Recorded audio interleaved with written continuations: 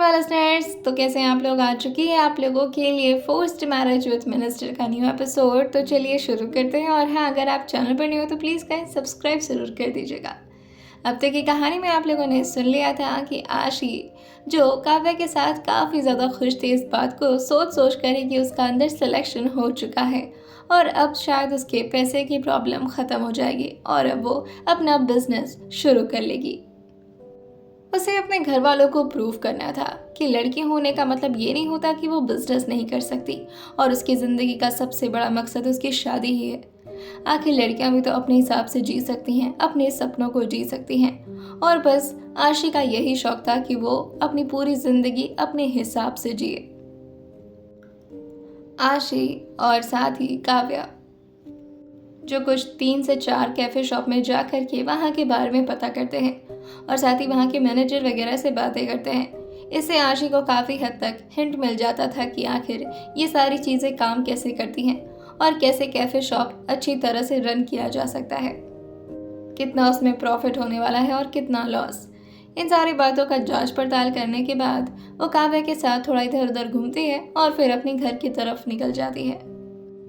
काव्या जो ठीक उसके घर के बगल में रहती थी, काव्या जो अंदर जाने वाली होती है कि तभी आशी उसको दौड़कर अपने पास बुलाती है और कहती है, सुन ना काव्या, ये देख। आशी की बात सुनकर काव्या भी भागे हुए आती है और कहती है, क्या हो गया, सब ठीक तो है। आशी जो कहती है, अरे मेरी धन्नो वापस आ गई। काव्या जो कहती है, पागल है क्या तू, ये तो खुशी की बात है, इस तरह डरा कर क्यों बुलाया मुझे।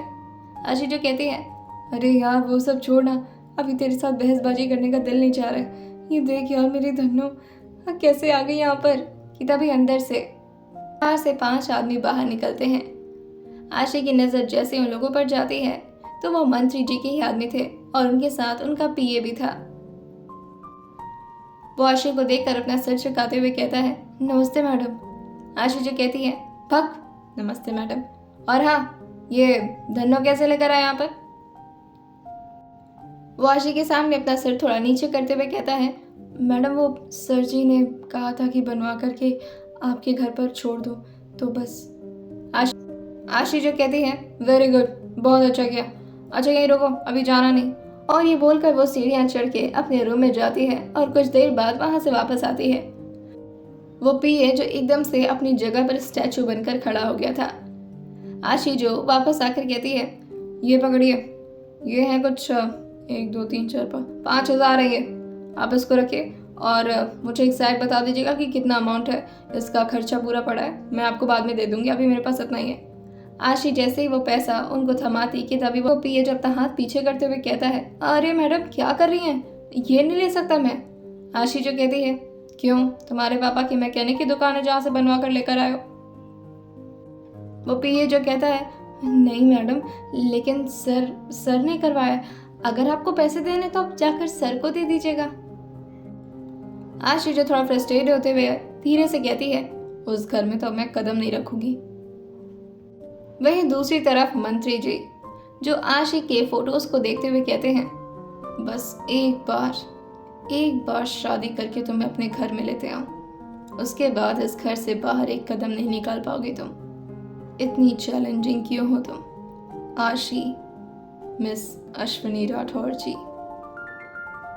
सुष्मिता जी, आर्यांश की मॉम, जो हॉल में आते हुए आर्यांश को एक खूबसूरत सी ज्वेलरी दिखाते हुए कहती हैं, बेटा ये देखो कैसी लग रही है।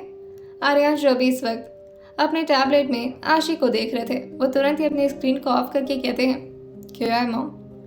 सुष्मिता जी जो उस ज्वेलरी सेट का बॉक्स उनके हाथ में थमाते हुए कहती हैं, देखो कैसा है, प्यारा है।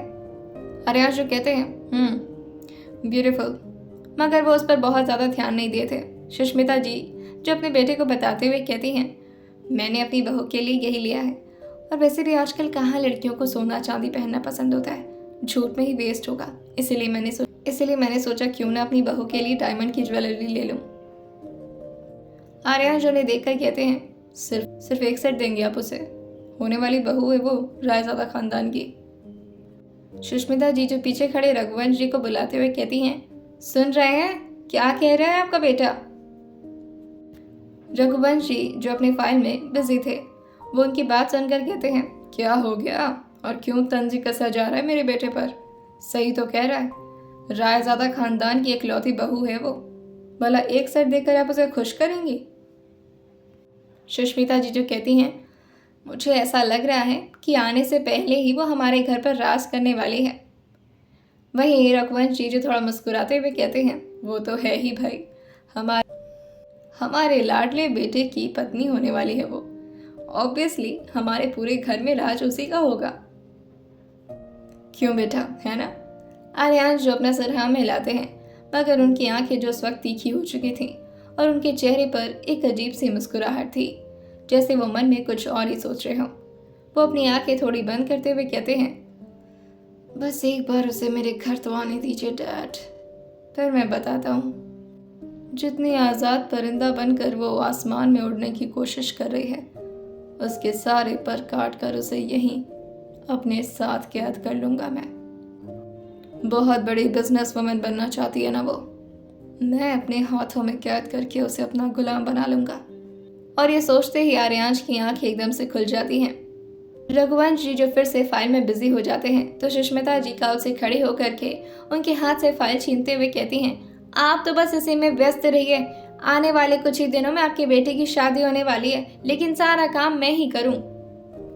आर्यांश को वो देखकर कहती हैं, बेटा देखो नैने, आखिर कोई जिम्मेदारी इनकी भी बनती है नहीं। सारी फैमिली मेंबर को बुलाना है, ना तो आपकी बहन आई है, ना तो आपके छोटे भाई आए हैं, ना तो उनकी फैमिली आई है। इतने सारे लोग को इनविटेशन देना है। पापा जी भी तो आने वाले हैं ना, आखिर वो अपने प्यारे पोते की शादी नहीं देखेंगे? रघुवंश जी जो कहते हैं, अरे तो क्या हो गया, पापा जी के लिए फ्लाइट बुक हो जाएगी, आ जाएंगे वो। और जहां तक बात रही मेरे फैमिली मेंबर की, तो वो लोग भी आ जाएंगे, तुम परेशान मत हो। सुष्मिता जी जो कहती हैं, ये लो, आने वाले 3 दिनों में हमारे बेटे की एंगेजमेंट होने वाली है और अभी तक किसी ने दर्शन तक नहीं दिए। आर्यांश जो काउच से खड़े होते हुए कहते हैं, आप लोग आपस में लड़ाई करिए, मुझे कुछ काम है, मैं आता हूँ। सुष्मिता जी जैसे ही आर्यांश को जाते हुए देखती हैं, वो रघुवंश जी के पास आकर उनके कान में धीरे से कहती हैं, आपको नहीं लगता कि हमारा बेटा किसी और के साथ बदल गया है? रघुवंश जी जो थोड़ा मुस्कुराते हुए कहते हैं, कभी कभी तो मुझे सच में ऐसा ही लगता है कि हमारा ही बेटा है, या पता नहीं, इसके अंदर एक अलग से ही पावर दिखती है मुझे। ऐसा लगता है सर पर हमेशा कोई भूत सवार रहता है इसके। सुष्मिता जी जो कहती हैं, वही तो, हम लोग इतने हंसमुख हैं, इतने मजाकिया हैं, और ये न जाने महाशय को कौन सी अकड़ छाई रहती है। रघुवंश जी जो कहते हैं, अरे पॉलिटिशियन है, इसका मतलब ये थोड़ी ना कि जिंदगी में हंसना ही मना है।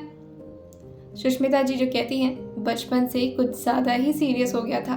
देखा आपने, कभी भी बचपन में ये खेला तक नहीं ठीक से, ना बचपन ठीक से जिया, ना जवानी।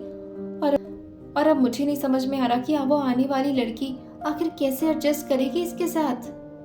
रघुवंश जी जो कहते हैं, जिस लड़की के साथ हमने अपने बेटे का रिश्ता तय किया है ना, वो लड़की कोई मामूली लड़की नहीं है, पूरे लखनऊ में बहुत नामी लड़की है।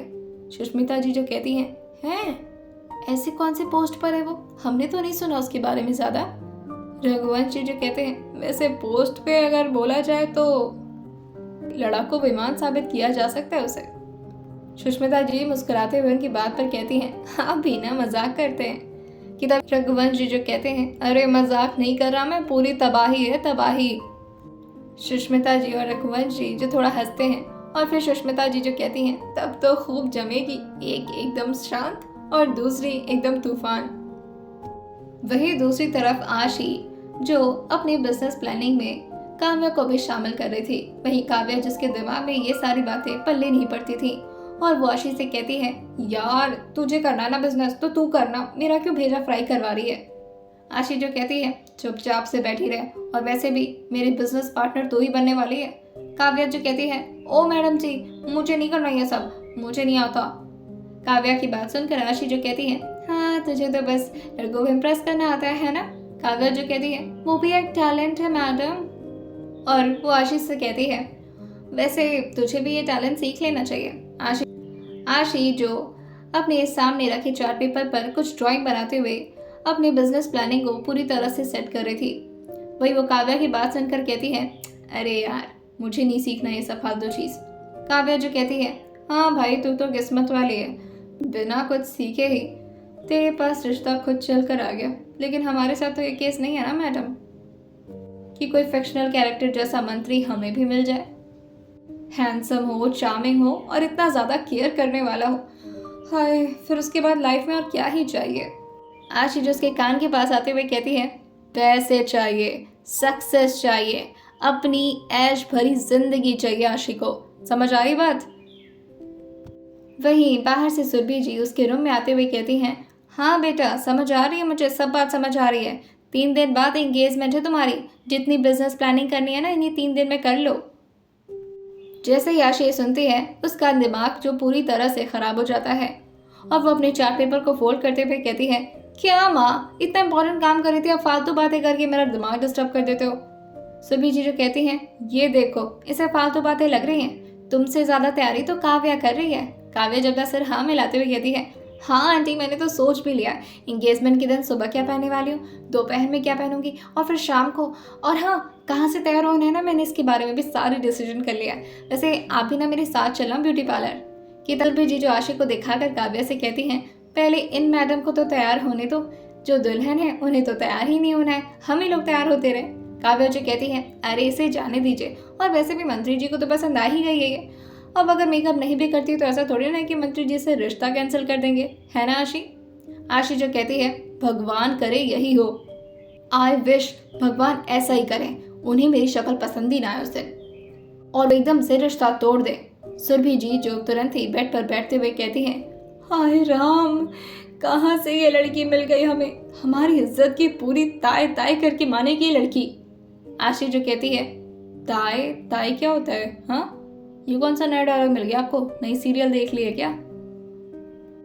वो आशी के पीठ पर मारते हुए कहती हैं, मजाक बंद कर और प्लीज प्लीज भगवान के लिए चुप हो जा, इस तरह की बकवास मत किया कर। अगर गलती से भी ये हो गया ना तो तेरे पापा को तो हार्ट अटैक आ जाएगा और मैं भी वही बेहोश हो जाऊंगी। आशी जो कहती हैं, ना तो डैड को हार्ट अटैक आने वाला और ना ही आप बेहोश होने वाली हैं, आप दोनों बस होने वाले हो तो प्राउड, वो भी अपनी बेटी आशी यानी कि अश्विनी राठौर के ऊपर। सुरभि जी जो कहती हैं, आशी नाम है तेरा, आशी, कोई अश्विनी राठौर वाठौर नहीं है तू। आशी जो कहती है, अच्छा, और दादाजी ने मेरा नाम अश्विनी क्यों रखा फिर? उन्हें पता था कि ये लड़की कोई नॉर्मल लड़की नहीं है, कुछ बहुत ही बड़ा करने वाली है, इसलिए तो मेरा नाम अश्विनी राठौर रखा गया। आप लोग मुझे आशी आशी बुला करिए ना, ये कॉमन बना दे रहे हो, लेकिन एक्चुअल में मैं पैदा ही कुछ यूनिक हुई हूँ और मेरा दिमाग, आए हाय हाय, बाकी लड़कियों से कितना अलग है। काव्या जो सुरभि जी को पकड़ते हुए कहती है, वैसे बात तो सही कह रही है आंटी, जहाँ पर सारी लड़कियां लड़कों की दौलत को देखकर इम्प्रेस होती हैं, वहीं ये मैडम, हाँ ये मैडम उनसे जेलस हो जाती हैं। आपको पता है, आज हम लोग गए थे मिनिस्टर जी के घर पर, वहाँ पर हर चीज़ें इतनी परफेक्ट है, इतना बड़ा महल है, इतनी सारी गाड़ियाँ हैं और इतने सारे नौकर चाकर, लेकिन आपको पता है आपकी बेटी को क्या महसूस हुआ वहाँ जा करके? सुरभि जी जो पूछते हुए कहती हैं, क्या? काव्या जो बताती है, ये वहाँ जाकर जेलस हो गई कि उनके पास इतना प्रॉपर्टी है और मेरे पास क्यों नहीं है, मेरे पास तो एक फुटी कौड़ी नहीं उनके हिसाब से, लेकिन अब ये चाहती है कि ये भी इतनी बड़ी बिजनेस वुमेन बने कि उनकी बराबरी कर सके। सुरभि जी जो अपने सर पर हाथ रखते हुए कहती हैं, हे भगवान, अब इस लड़की को आप ही बचाइएगा, और वो अपने माथे को पीटते हुए कहती हैं, पता नहीं कहाँ से ऐसी बेवकूफ लड़की पैदा कर दी मैंने। और ये बोलकर वो वहां से जाते हुए कहती हैं, आकर के खाना खा लो, सुबह ठीक से नाश्ता भी नहीं की थी। आशी जो कहती है, हाँ आज तो मैं खाने वाली हूँ, लेकिन डाइनिंग टेबल पर नहीं, आज मैं अपने धन्नों के बोनट पर बैठकर खाना खाऊंगी। कितना मिस किया उसे मैंने कल पूरी रात भर और साथ ही आज सुबह भी। काव्या जो उसके सामने आते हुए कहती है, वैसे जीजू ने खुद तेरी कार को तेरे पास पहुंचवा दिया, कितने कितने ज्यादा रोमांटिक है यार। काव्या की बात सुनकर आशी उसकी फोरहेड पर मारते हुए कहती है, तू भी चल खाना खा ले, इतना ज्यादा उठ पटांग। एक बात बता, तू सुबह सुबह कुछ नशा करके आती है क्या? ये दिन भर तेरे दिमाग में लड़के लड़के लड़के लड़के क्यों घूमते रहते हैं? काव्या जो कहती है, ये हर नॉर्मल लड़की की बात है जो तू नहीं समझेगी, तो नॉर्मल नहीं है ना इसलिए। और ऐसे ही बहसबाजी करते करते वो लोग हॉल एरिया में आ जाते हैं। उनकी 2 स्टोरेज की एक छोटी सी मकान थी जिसमें मात्र 5 कमरे थे। आशी जो अपने मन में अपने घर को चारों तरफ देखते हुए कहती है, एक दिन एक दिन तुम्हें इतना बड़ा महल बनवाऊंगी ना कि तुम भी क्या याद रखोगे कि किस अश्वनी राठौर के साथ मेरी जिंदगी का पाला पड़ा था। काव्या जो उसे देखकर कहती है, अब कौन सी नई बातें कर रही हो तू, और ये घर से क्या बातें करना शुरू कर दी। अश्विनी जो कहती है, यार इस घर को ना बहुत प्यार करती हूँ मैं चाहती हूँ कि इसे एक महल में कन्वर्ट कर दूँ। काव्या जो कहती है, चुपचाप से खाना खा ले, अजीब अजीब ख्वाब है तेरे, घर को महल में कन्वर्ट करेंगी मैडम। आशी भी अब अपने खाने को लेकर के अपने धन्नों की बोनट पर आ जाती है और वो काव्या को भी बुलाते हुए कहती है, तू भी आजा, वही खाएंगे खाना। सुरभि जी जो कहती हैं, अरे बस कर जाओ लड़की, कहाँ जा रही हो, यही डाइनिंग टेबल पर बैठकर खाओ, ससुराल में भी ऐसे जाकर खाना खाओगी क्या।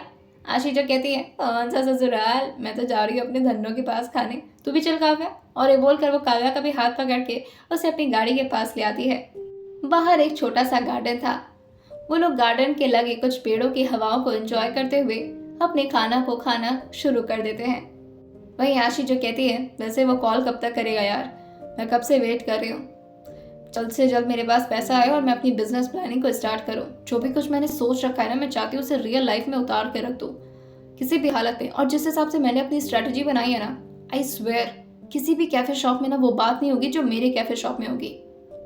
और वो काव्या से कहती है, अच्छा वैसे तू बहुत सारी कहानियां वगैरह पढ़ती है, मेरे लिए एक हेल्प करेगी क्या।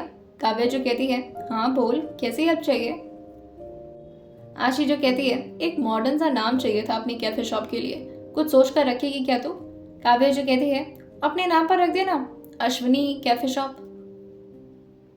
आशी जो कहती है, नहीं नहीं यार, कुछ बहुत ही यूनिक होना चाहिए, ऐसा लगना चाहिए ना जैसे कि एक लड़की का कैफे शॉप है। और ये ना मैं तमाचा की तरह मारना चाहती हूँ हर एक इंसान पर जो कहते हैं कि लड़कियों के बस में बिजनेस करना नहीं होता और लड़कियां तो बस शादी करने के लिए पैदा होती हैं। बस उनके मुंह पर ना ये तमाचा होना चाहिए। काव्या जी कहती है, हाँ हाँ बस कर जा, तेरा बस चले ना तो बस लोगों को मारते ही फिरे। ख्वाबों में तो यही सब देखती होगी ना, मारपीट। आशी जो कहती है, बिल्कुल मेरे ख्वाब में भी यही सब आता है। कि तभी काव्या जो कहती है, अगर तुझे बिजनेस वुमेन बनना है ना तो सबसे पहले तो अपने गुस्से पर कंट्रोल करना सीख ले। और ये बहुत ज़रूरी है एक बिजनेस वुमेन के लिए, वरना पता चले तेरा कोई बदतमीज कस्टमर अगर तेरे सामने आ गया तो उसका मुंह ही तोड़ देगी और उसके बाद तेरे कैफे शॉप का शेयर एकदम से डाउन हो जाएगा। आशी जो काव्या को देखकर कहती है, फर्स्ट टाइम कोई मज़ेदार बात की है तूने। और वो अपनी उंगली को काव्या की तरफ पॉइंट करते हुए कहती है, ये लड़की किसी तो काम लायक है, मतलब पहली बार ऐसा लगा कि तेरे होने का कोई फायदा हुआ है मुझे। आज तेरे जीवन का सबसे बड़ा उद्देश्य मुझे लग रहा है पूरा हो गया। काव्या जो कहती है, बस कर जा ओवर एक्टिंग की दुकान। और ये बोलकर वो खाना खाने लगती है। आइए, आखिर कब तक मिलेगा आशी को पैसा अपने बिजनेस के लिए और कहाँ से अरेंज होगा उसका पैसा, और क्या 3 दिन में उसकी एंगेजमेंट हो जाएगी या नहीं। आइए जानते हैं इसे आने वाले एपिसोड में और सुनते रहिए फोर्स्ड मैरिज विद मिनिस्टर, सिर्फ और सिर्फ स्टोरी विद सौम्या के साथ।